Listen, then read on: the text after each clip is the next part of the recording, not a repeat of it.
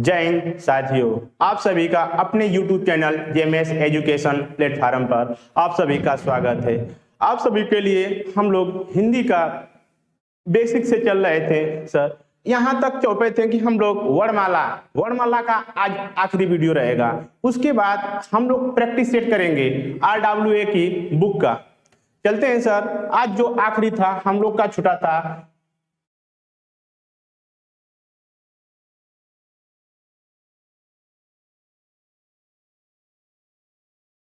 उच्चारण के आधार पर, उच्चारण के आधार पर व्यंजनों का वेद। सबसे पहले चलेंगे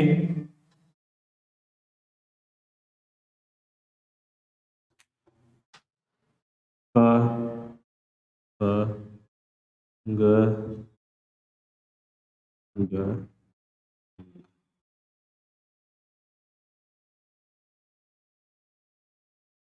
उसके बाद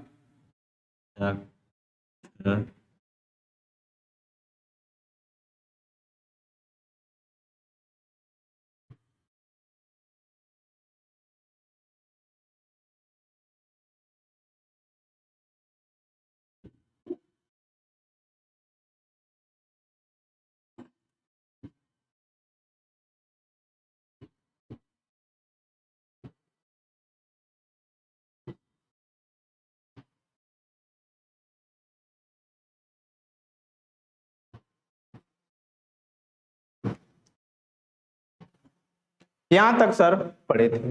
उसके बाद बताएंगे सर कि ये कौन सा वर्ग का आता है। इसको क वर्ग बोलते हैं, इसको क वर्ग बोलते हैं। क वर्ग। एक च वर्ग है, च वर्ग। एक त वर्ग, एक त वर्ग, एक प वर्ग। यहां तक बताए थे कि पूछेगा क वर्ग में कितने व्यंजन आते हैं, 1 2 3 4 5। पूछेगा च वर्ग में कितने व्यंजन आते हैं, 1 2 3 4 5। पूछेगा ट वर्ग में कितने व्यंजन आते हैं, 1 2 3 4 5। इसी तरह इस सब क च ट प फ, इस सब इतने वर्ग में 25 व्यंजन आते हैं, 25 व्यंजन। इसके बाद आगे बढ़ेंगे, इसको ध्वनि से उच्चारित कैसे करते हैं। ध्वनि उच्चारित, ध्वनि उच्चारित। सर इसको ट्रिक के माध्यम से स्टार्ट करेंगे हम लोग। जैसे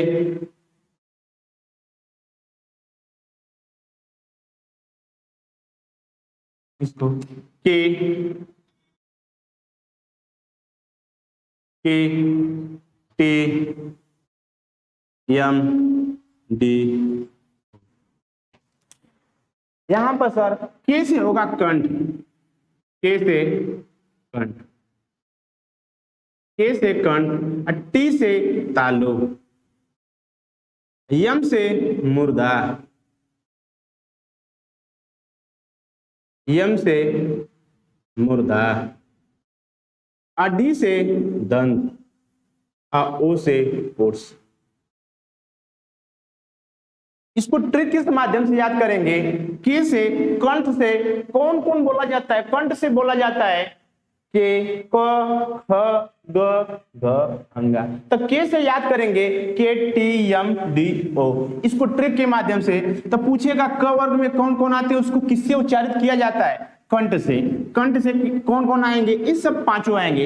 इसके बाद आगे बढ़ेंगे, पूछेगा टी से तालु, तालु वाला कौन सा वर्ग आएगा हमारा, त वर्ग। जैसे में च, छ, ज, ज, इया। उसके बाद आगे बढ़ेंगे, के बाद टी हो गया, टी के बाद यम, के टी यम। मुर्दा से आएंगे ट वर्ग आएगा, ट ठ ड ढ अड़।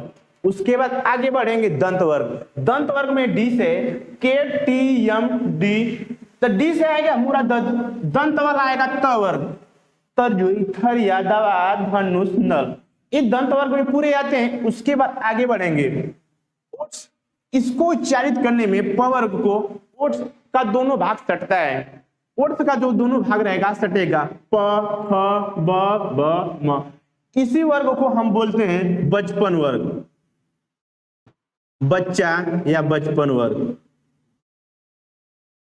जैसे कोई बच्चा रहता है, शुरुआत से स्टार्टिंग करेगा तो पापा, उसके बाद स्टार्ट करेगा बाबा, उसके बाद स्टार्ट करेगा मम्मी। तो बच्चा जो पहले बोलता है इसी से इसकी स्टार्टिंग होती है, उच्चारित होती है प, फ, ब, भ, म से। इसको ओट्स से याद करेंगे। याद कर लिए सर, ट्रिक है KTMDO। यहां तक इसमें पूछता है अगली बार। इसके बाद इसमें छूटा है हम लोगों का कौन कौन आता है, और इसके अंदर आएगा अ के बाद आता है आ के बाद विसर्ग, विसर्ग में उसके बाद पूछेगा कंठ में कौन कौन आता है, आ विसर्ग आएगा, उसके बाद हमारा आएगा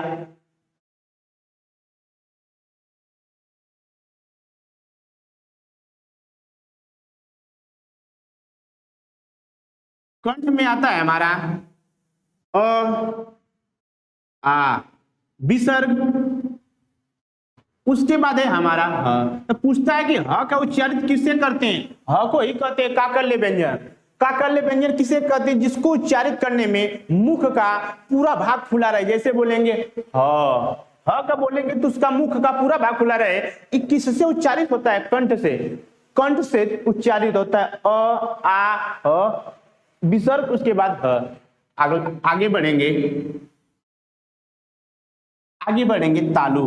तालु में कौन कौन आता है, इस पहले तो पढ़ चुके हैं, फिर इसके बाद देखते हैं। तालु में हमारा आता है, तालु में हमारा आता है ई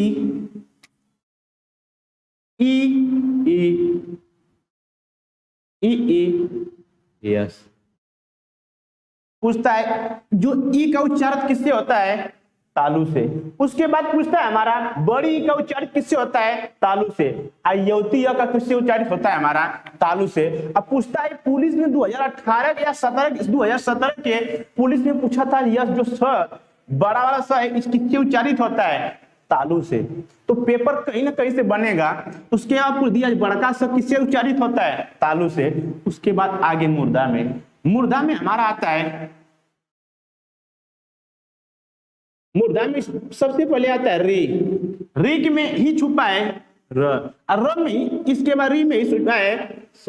तो पूछता है खटखोन सा है उसको किससे उच्चारित करते हैं, मुर्दा से। खटखोन सा तो उसको उच्चारित करते हैं मुर्दा से। इसमें रस्सी रह भी है, उसके बाद हमारा ऋषि रह, इनको तीनों को उच्चारित करते हैं मुर्दा से।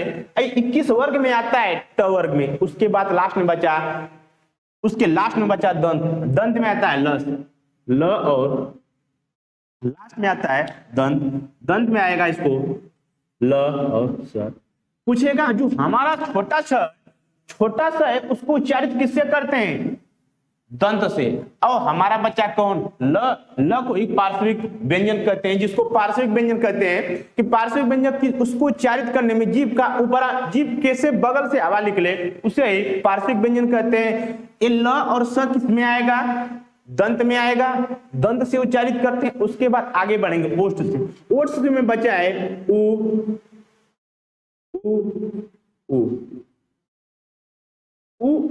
उसके बाद बताए थे कि उच्चारण के आधार पर व्यंजनों की संख्या 44 होती है। उच्चारण के आधार पर व्यंजनों की संख्या 44, उच्चारण के आधार पर। अब तक का जितना हुआ है देख लेते कितना हुआ है। 1 2 3 4 5 6 7 8 9 10 11 12 13 14 15 16 17 18 19 20 21 22 23 24 25 26 27 28 29। 29 के बाद 30 31 32 33 34 35 36 37 38 39 40। अभी तक 4 बचा है। 4 को भी देख लेते हैं कौन कौन आता है। अभी हम लोग के व्यंजन में छूटा है, व्यंजन नहीं व्यंजन में नहीं छूटा है हम लोग का, स्वर में छूटा है। आया है हमारा छूटा था, हमारा छूटा था ए, ए, ओ, ओ, उसके बाद औ।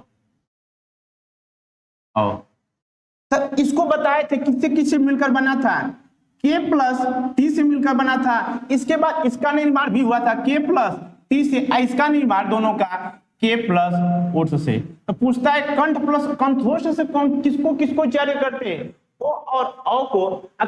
कंठ तालव्य से किनको उच्चारित करते हैं, ए और ए को उच्चारित करते हैं। तो 40 तो हुआ था, 4 ए मिला लिए तो पूरे 44।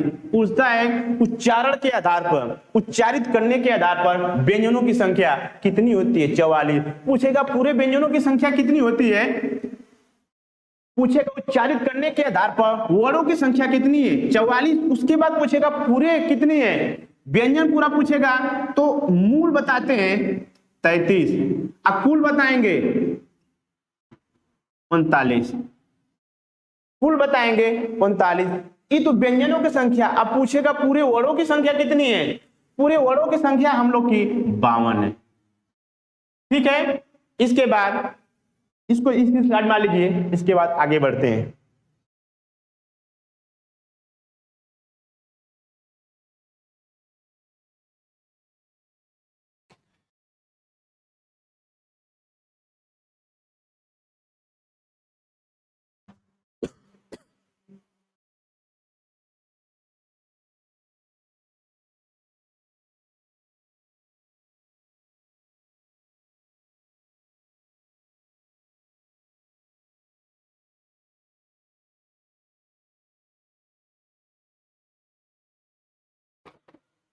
ठीक है सर, इसको मिटाते हैं।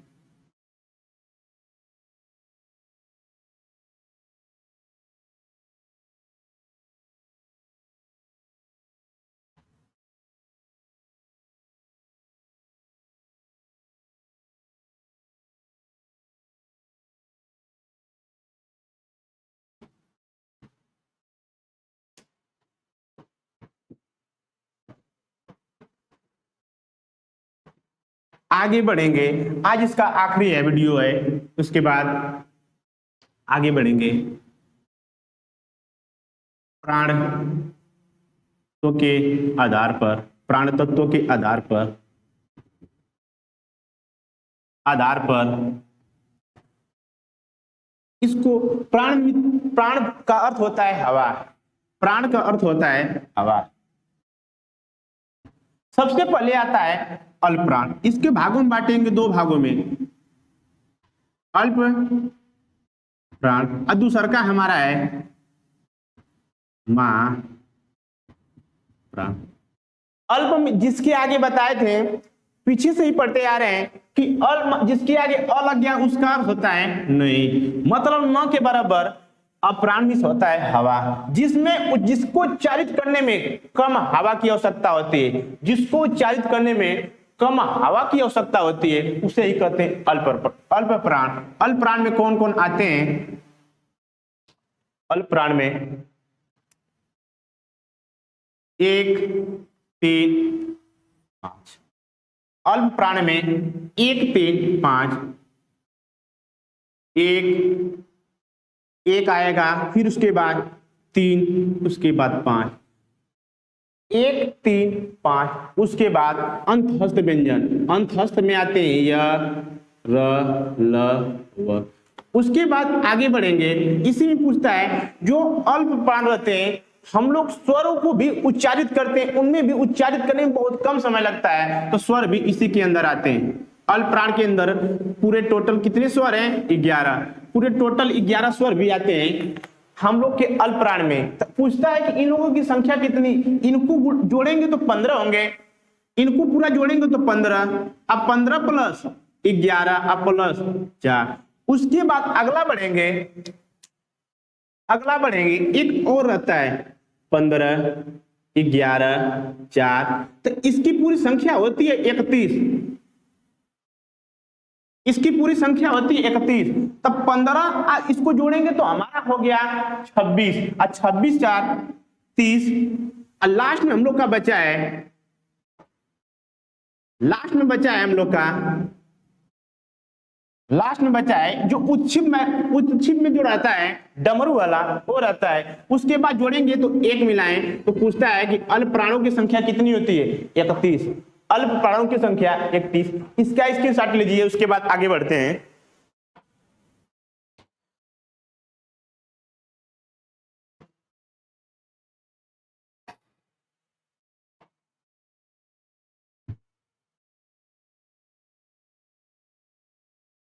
उसके बाद महाप्राण, महाप्राण, महाप्राण किसे कहते हैं? महाप्राण, महा मतलब महान, अब प्राण मीन्स हवा। जैसे महाप्राण उसे कहते हैं जिसको उच्चारित करने में, इनके अंदर कौन कौन आएंगे? जिनको उच्चारित करने में ज्यादा हवा निकले, ज्यादा प्राण मतलब हवा निकले, तो उसे ही कहते हैं महाप्राण। इनके अंदर आते हैं हमारे 2 और 4। उसके बाद उष्म व्यंजन, उष्म व्यंजन में स और स और उसके बाद बचेगा हमारा ड। उसके बाद आगे बचेगा छ ड। इसको बाद इसमें पूरे पूछता है कि कितने आएंगे, इसमें पूछेगा पूरे कितने वर्ड आते हैं हमारे, 15। तो महाप्राण में 15, अल्पप्राण में 31। तो पूछता है डायरेक्ट क्वेश्चन, अल्पप्राणों में कितना, अल्पप्राण कौन कौन होते हैं? 1, 3, 5। उसके बाद अंतस्थ व्यंजन, अंतस्थ व्यंजन के बाद हमारा एक रहता, पूरे स्वर भी रहता है। उसके बाद हमारा बचा रहता है एक डाली या ड। उसके बाद आ गए महाप्राण में, महा मतलब ज्यादा, स 2, 4। उसके बाद हमारा 2 ए वाला होगा हिस्सा पूरा, उसके बाद 4 ए वाला पूरा हिस्सा होगा। उसके बाद उष्म व्यंजन, उष्म व्यंजन उसे कहते हैं जिसको उच्चारित करने में ज्यादा हम लोग की हवा निकलती है, ज्यादा बोलने में उच्चारित हवा मुख से निकलती है, उसे ही कहते हैं उष्म व्यंजन। इसको संघर्ष करना पड़ता है, इसको संघर्षी व्यंजन भी कहते हैं। स उसके बाद ड। ये पूरी उसकी संख्या कितनी होती है? 15। इसको स्क्रीनशॉट लीजिए, उसके बाद आगे बढ़ते हैं।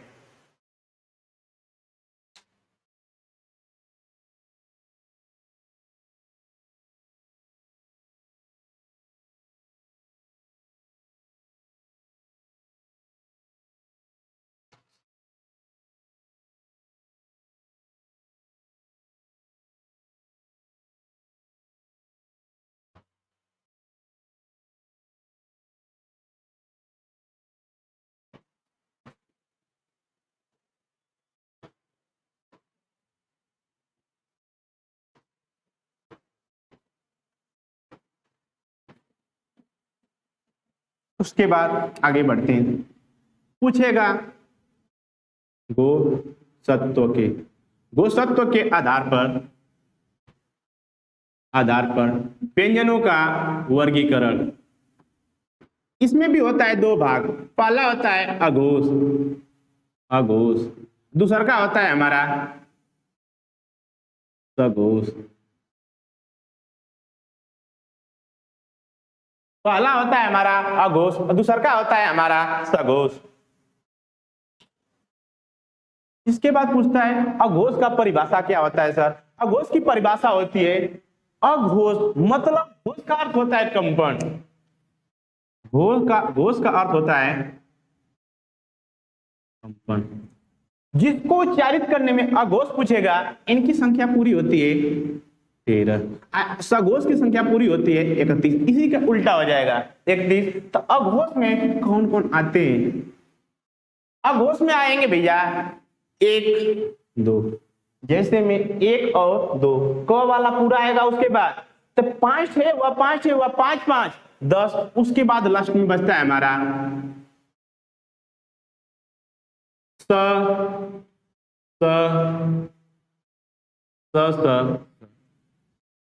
तो 5 5 10 और 3 13। तो पूछेगा अघोष की परिभाषा क्या होती है? अघोष जिसको उच्चारित करने में, जिन वर्णों को उच्चारित करने में कंपन कम लगे, कंपन कम हम लोग के शरीर से उच्चारित हो, उसे ही कहते हैं अघोष। 1 2 10 5 10 हुआ 1 2 3 10 3 13। उसके बाद हुआ हमारा सघोष, उसके बाद हुआ हमारा सघोष। अभी बताएं सघोषों की संख्या कितनी है पूरी? 31। 31 है। उसके बाद पूछता है जब 1 2 हो गया तो हमारा बचा है कौन? 3 4 5। सघोष में सघोष की परिभाषा क्या होती है? जिन वर्णों को उच्चारित करने में ज्यादा कंपन लगे, ज्यादा शरीर में गनगनाहट पैदा होके उसे ही कहते हैं सघोष। सघोष इसमें आएंगे हमारे 3 4 5। जैसे 5 से 1 3 वाला है, 2 1 4 और 5। 5 6 5 5 5 5 10 5 15। इसकी संख्या हो गई 15। उसके बाद इसमें सघोष में यही आते हैं हमारे व्यंजन स्वर। सघोष में यही आते हैं हमारे स्वर। इसकी संख्या पूरे टोटल 11। जोड़ेंगे तो 26 हुआ।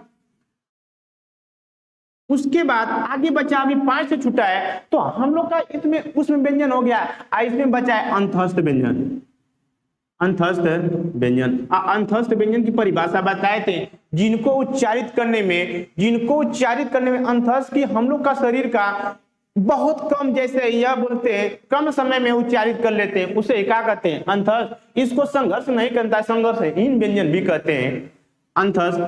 अंतस्थ व्यंजन में आते हैं हमारे य र ल व, लास्ट में आया ह। 1 2 3 4 5 5 6 ए हुआ, 26 प्लस 5 बराबर कितना हुआ? 31। तो पूछेगा सघोषों की संख्या कितनी है? 31। अघोषों की संख्या कितनी है? 13। पूछेगा महाप्राणों की संख्या कितनी थी? सबसे पहला था अल्प प्राणों की संख्या 31। अब महाप्राणों की संख्या 15। अल्प प्राण में रिवीजन करते हैं। अल्प प्राण में कौन कौन था? 1 3